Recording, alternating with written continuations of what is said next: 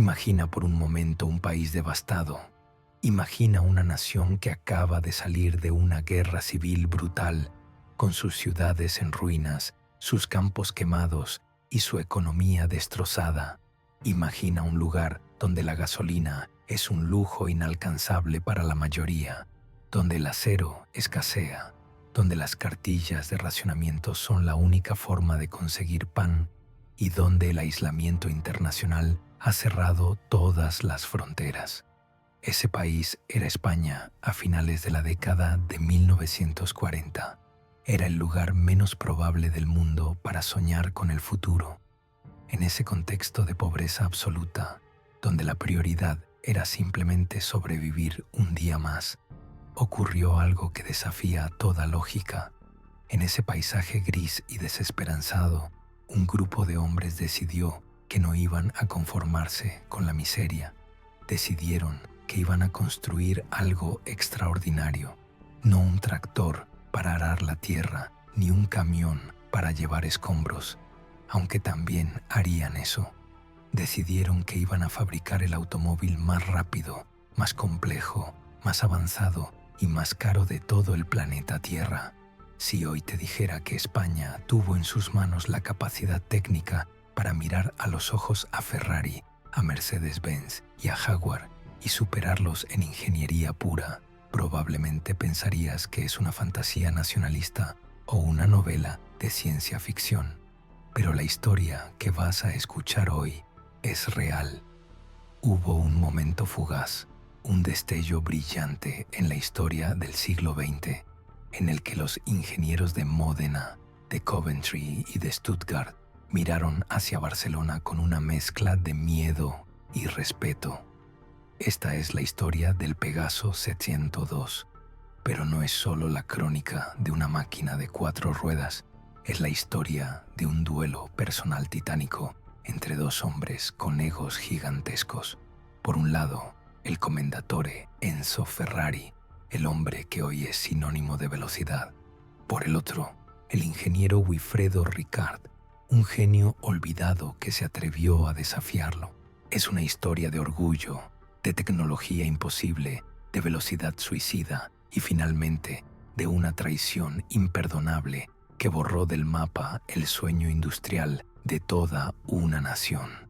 Bienvenidos a la historia prohibida del automovilismo español. Para entender realmente la magnitud de esta obsesión, no podemos empezar en la España de la posguerra. Tenemos que viajar atrás en el tiempo y cruzar el Mediterráneo hasta Italia, a finales de la década de 1930. Allí, en los talleres de la legendaria Alfa Romeo, se estaba gestando el conflicto que daría origen a todo. En aquellos años, Alfa Romeo era la reina de la competición y al mando de su equipo de carreras, la famosa Scuderia Ferrari, estaba un hombre llamado Enzo. Enzo Ferrari no era ingeniero, no tenía títulos universitarios, era un hombre hecho a sí mismo, un expiloto, un pragmático duro y pasional que creía que los coches se hacían con instinto, con martillo y con coraje. Para Ferrari, la aerodinámica era algo secundario. Él solía decir que la aerodinámica era para los que no sabían construir motores potentes, pero en 1936 la dirección de Alfa Romeo tomó una decisión que enfureció a Enzo. Contrataron a un nuevo jefe de proyectos especiales y competición, un extranjero, un español. Su nombre era Wilfredo Ricard. Ricard era la antítesis humana de Ferrari. Nacido en la alta burguesía de Barcelona, era un hombre de una cultura exquisita. Hablaba 5 idiomas con fluidez, tocaba el piano, vestía trajes impecables, hechos a medida, y trataba a la mecánica como una ciencia exacta, casi como una religión matemática. Donde Ferrari veía pasión y ruido, Ricard veía termodinámica y coeficientes de fricción. El choque entre estos dos titanes fue inmediato y violento. Eran el agua y el aceite. Enzo Ferrari despreciaba a Ricard. Lo veía como un intelectual arrogante que dibujaba planos preciosos, pero que nunca se había ensuciado las manos de grasa en un circuito real.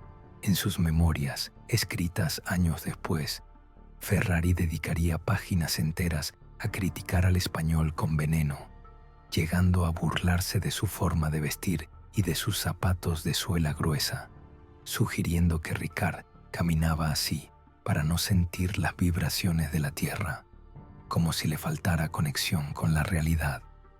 La tensión en los pasillos de Alfa Romeo se podía cortar con un cuchillo, pero el momento que selló el destino de ambos ocurrió durante una reunión técnica. Ferrari, cansado de los diseños complejos de Ricard, le gritó delante de todos que sus ideas eran teóricas y no servían para ganar carreras. Ricard, manteniendo una calma helada y una sonrisa diplomática, le respondió con una frase que resonaría para siempre en la historia del motor. Señor Ferrari, usted es un gran mecánico, pero yo soy un ingeniero. Esa frase fue una bofetada en la cara del italiano. Poco después, Enzo Ferrari abandonó Alfa Romeo, dando un portazo para fundar su propia marca, la que hoy todos conocemos. Ricard se quedó y diseñó coches de carreras increíbles, como el Alfa Romeo 512, un monoplaza con motor central que estaba años adelantado a su tiempo. Pero entonces la historia intervino. Estalló la Segunda Guerra Mundial. Las bombas empezaron a caer sobre Europa, las fábricas fueron destruidas y el mundo se sumió en la oscuridad. Cuando el humo se disipó en 1945, Wilfredo Ricard decidió que ya no tenía nada que hacer en Italia. Hizo las maletas y volvió a su Barcelona natal, pero no volvió para jubilarse ni para vivir de rentas. Volvió con una herida en el orgullo y una idea fija clavada en el cerebro. Quería demostrarle al mundo y especialmente a Enzo Ferrari quién era realmente el rey de los motores. Quería venganza, y su venganza tendría 4 ruedas y un motor V8. La España que recibió a Ricard era un cementerio industrial.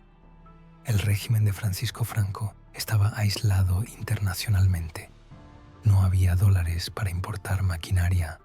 No había materias primas de calidad. La industria auxiliar no existía. Si querías un tornillo específico, tenías que fabricarlo tú mismo. Para reconstruir el país, el gobierno creó el Instituto Nacional de Industria, el INI. Fundaron una empresa estatal llamada ENASA, la Empresa Nacional de Autocamiones.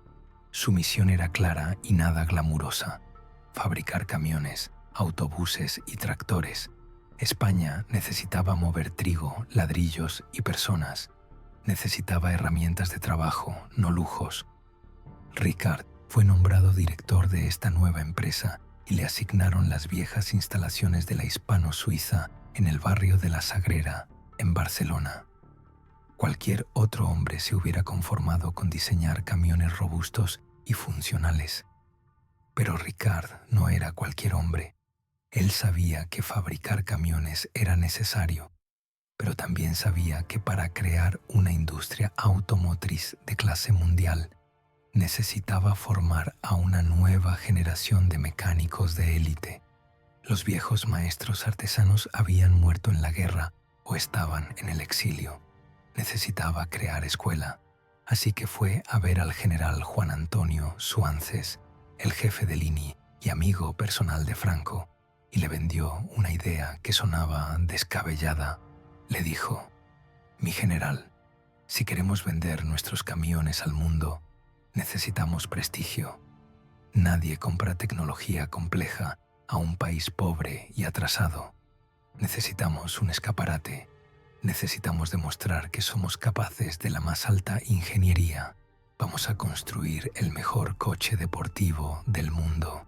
Será nuestra tarjeta de visita y, además, servirá de escuela para formar a los aprendices que luego construirán los mejores camiones». Contra todo pronóstico, en un país donde la gente pasaba hambre, le dijeron que sí. Le dieron luz verde al proyecto Z102. Ricard eligió el nombre comercial con toda la malicia del mundo. Sabía que el símbolo de Ferrari era el caballino rampante, un caballo que se encabrita sobre sus patas traseras. Ricard eligió a Pegaso, el caballo de la mitología griega que tiene alas y puede volar. El mensaje para Enzo era sutil pero brutal. Tu caballo puede saltar y hacer ruido, Ferrari, pero el mío vuela por encima de ti.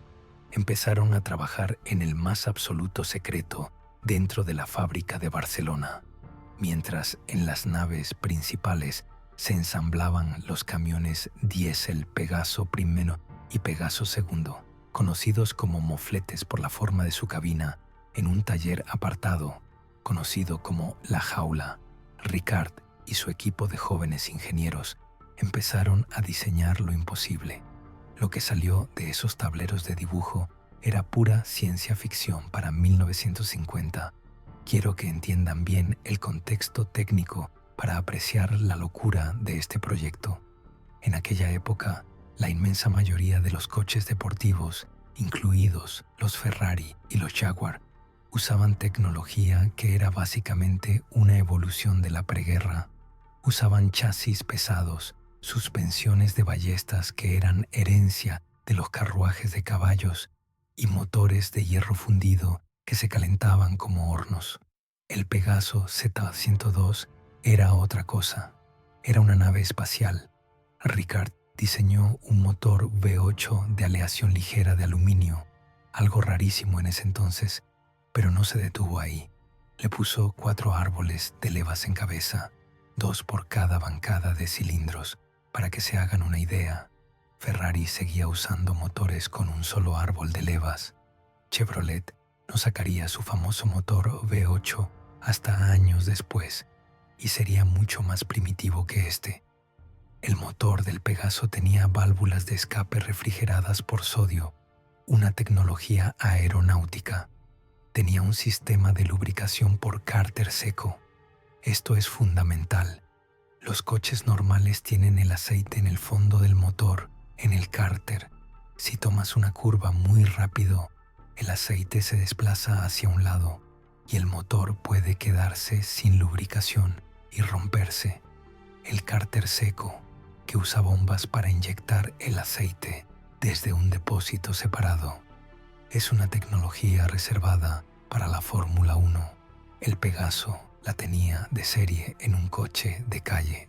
Además, Ricard colocó la caja de cambios de 5 velocidades no pegada al motor, sino en el eje trasero, junto al diferencial. Esto se llama sistema transaxle. El objetivo: lograr un reparto de peso perfecto, 50% en las ruedas delanteras y 50% en las traseras. El coche no solo era potente, estaba perfectamente equilibrado, pero lo más impresionante no era el diseño, sino la fabricación. En la España de los 50 no había robots, ni control numérico, ni ordenadores. Cada pieza del motor se hacía a mano. Los aprendices de la escuela de Pegaso, chavales de 16 o 18 años dirigidos por viejos maestros, limaban y pulían cada biela, cada engranaje, cada válvula como si fueran joyeros trabajando con diamantes. Por eso los expertos dicen hoy que no hay 2 Pegasos iguales. Cada uno tiene su propia alma, sus propias imperfecciones microscópicas, su propia personalidad. Eran obras de arte mecánicas, no productos industriales. Cuando el coche se presentó finalmente al público en el Salón del Automóvil de París de 1951, el impacto fue nuclear. La prensa internacional caminaba por los pasillos viendo los últimos modelos de Francia, de Inglaterra, de Italia, y de repente se toparon con el stand de España. Nadie lo podía creer. Los periodistas franceses e ingleses preguntaban incrédulos: ¿esto lo ha hecho España? El país de los toros, la siesta y la dictadura.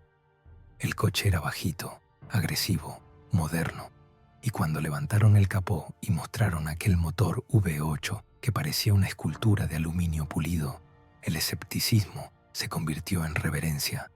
El precio que anunciaron era astronómico.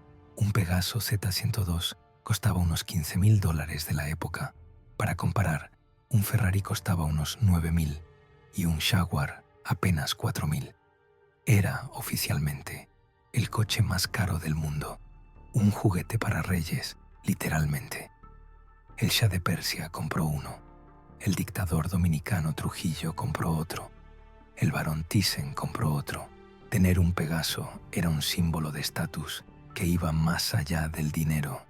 Significaba que eras un conocedor, alguien que valoraba la ingeniería suprema por encima de la marca. Pero Ricard sabía que no bastaba con ser caro y complejo.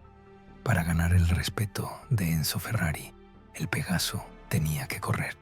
Tenía que demostrar su valía en el asfalto, donde no hay lugar para las mentiras. El primer gran desafío fue el récord mundial de velocidad. En septiembre de 1953, el equipo Pegaso viajó a la autopista de Gäveke, en Bélgica. Era una de las pocas carreteras en Europa lo suficientemente recta y lisa para intentar tal hazaña. Jaguar acababa de establecer un récord impresionante con su modelo XK120, alcanzando los 277 km/h con un coche modificado. Pegaso llevó dos coches, un Z102 Spider normal y una máquina extraña, futurista, llamada el Bisiluro. El Bisiluro tenía el puesto de conducción desplazado a un lado, cubierto por una cúpula de cristal, para cortar el viento como una cuchilla. Sin embargo, el motor del Bisiluro falló. La tensión en el equipo era máxima. Parecía que iban a volver a España con las manos vacías y la vergüenza a cuestas. Pero entonces el piloto oficial, Celso Fernández, decidió intentarlo con el otro coche, el Spider Touring. No era la versión aerodinámica, era el coche normal. Celso se subió, se ajustó las gafas y pisó el acelerador a fondo. El V8 aulló rompiendo el silencio de la campiña belga. El resultado fue histórico. El Pegaso Z102 alcanzó los 243.079 km/h en el kilómetro lanzado y 244 en la milla. Habían batido 4 récords internacionales de su clase. Habían vencido a Jaguar. Habían superado las cifras de Ferrari. Por un breve momento, el coche de producción más rápido del planeta hablaba español. Los titulares de la prensa mundial tuvieron que admitirlo. El Ferrari español era una realidad, pero la competición en circuito, cara a cara con otros coches, fue mucho más cruel. Parecía que una maldición perseguía al caballo alado. Era rápido, sí, pero la suerte nunca estaba de su lado. Ricard quería ganar la carrera más prestigiosa de todas, las 24 horas de Le Mans. En 1953 prepararon 2 coches especiales, los famosos Z102 Spider, sobrealimentados. Eran bellísimos, pintados de blanco, con líneas aerodinámicas puras, pero la tragedia golpeó antes de que cayera la bandera a cuadros. Durante los entrenamientos, el piloto Juan Jover iba a más de 200 km/h en la recta de Mulsanne. De repente, al intentar adelantar a un coche más lento, perdió el control. El Pegaso se estrelló violentamente y Jover salió despedido del vehículo, sufriendo heridas gravísimas en la cabeza y perdiendo casi una pierna. Aunque sobrevivió milagrosamente, el impacto en el equipo fue devastador. Wilfredo Ricard, viendo la gravedad del accidente y temiendo por la seguridad de sus pilotos, tomó una decisión dolorosa: retirar el equipo. Los Pegaso no corrieron, volvieron a casa en silencio. Luego vino la carrera panamericana en México en 1954. Esta era, sin duda, la carrera más peligrosa del mundo. 3.000 kilómetros a través de desiertos, selvas y montañas, desde el sur hasta el norte de México. Pegaso envió un coche con grandes esperanzas. Iba a ser conducido por Porfirio Rubirosa, el famoso playboy y diplomático dominicano, con el respaldo del dictador Trujillo. Pero Rubirosa llegó tarde a la inscripción. El coche entonces lo tomó otro piloto español, Joaquín Palacio. La carrera comenzó y el Pegaso volaba. Iba subiendo posiciones etapa tras etapa. Su motor V8, diseñado para aguantar lo que fuera, rugía en las montañas de la Sierra Madre. Estaban alcanzando a los Ferrari que lideraban la prueba. La leyenda estaba a punto de confirmarse en suelo americano. Tenían la velocidad, tenían la resistencia. Pero en una etapa de montaña en el estado de Chiapas, el destino volvió a intervenir al salir de una curva ciega a toda velocidad. Palacio se encontró con un grupo de espectadores imprudentes que habían invadido la carretera. Tenía dos opciones: atropellarlos y matarlos a todos, o sacrificar el coche. Palacio dio un volantazo instintivo. El Pegaso salió volando por un barranco, dio varias vueltas de campana, se estrelló contra el fondo y se incendió. Palacio sobrevivió de milagro. Arrastrándose fuera de los restos en llamas, el coche quedó reducido a cenizas. Una vez más, la victoria se les escapaba entre los dedos.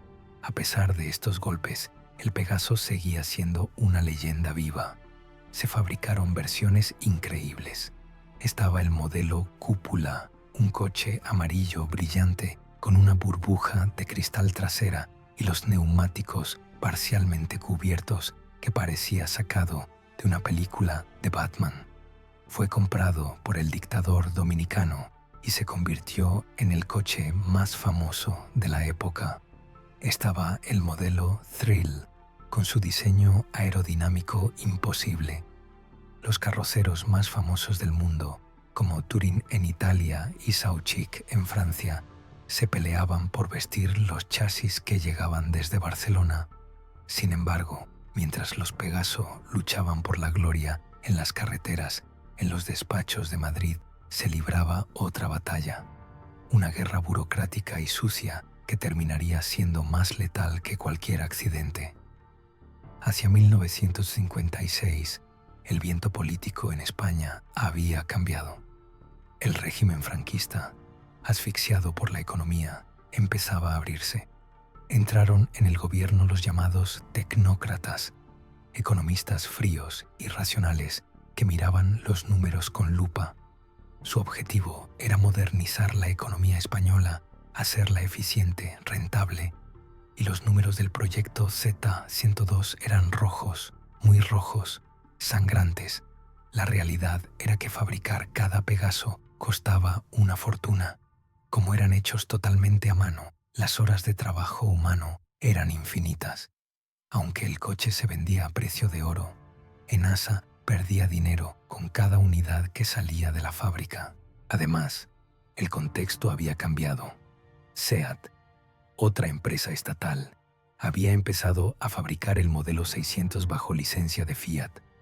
El 600 era un coche pequeño, barato y sencillo.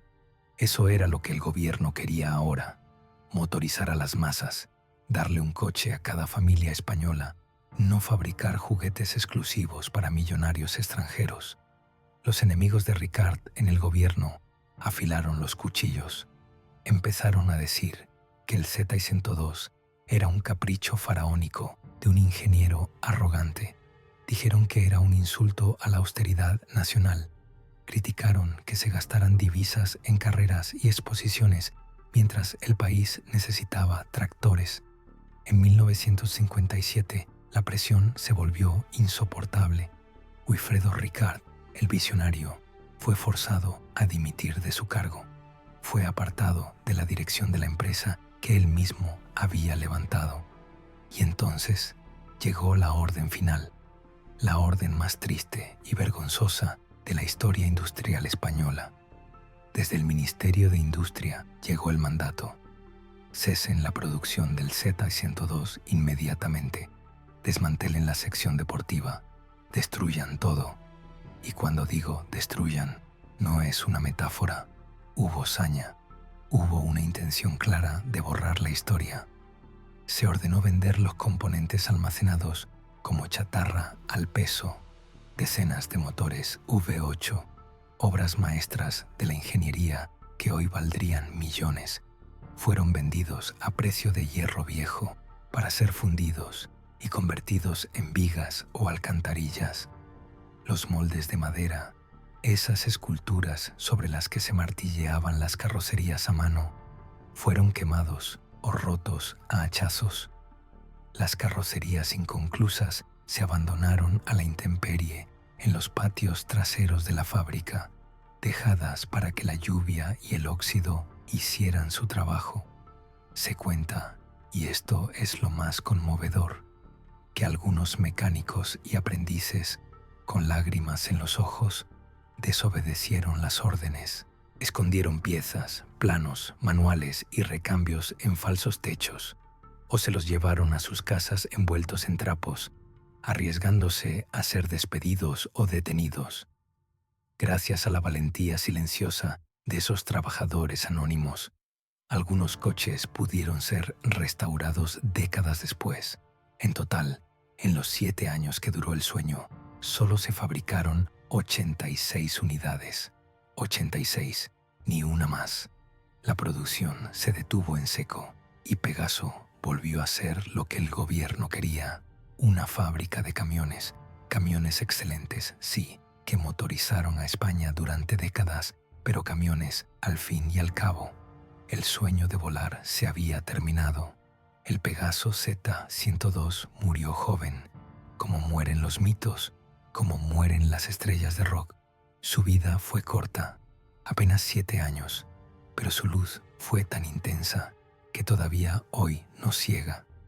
Hoy, más de medio siglo después, la perspectiva del tiempo nos permite ver la magnitud de lo que se perdió. Si hoy vas a una subasta de élite en Pebble Beach, en California, o en Villa d'Este, en Italia, verás decenas de Ferraris, verás Bugattis, verás Porsches. Pero si de repente aparece un Pegaso Z-102, el murmullo se detiene, el silencio se hace en la sala. Los coleccionistas saben que están ante algo único.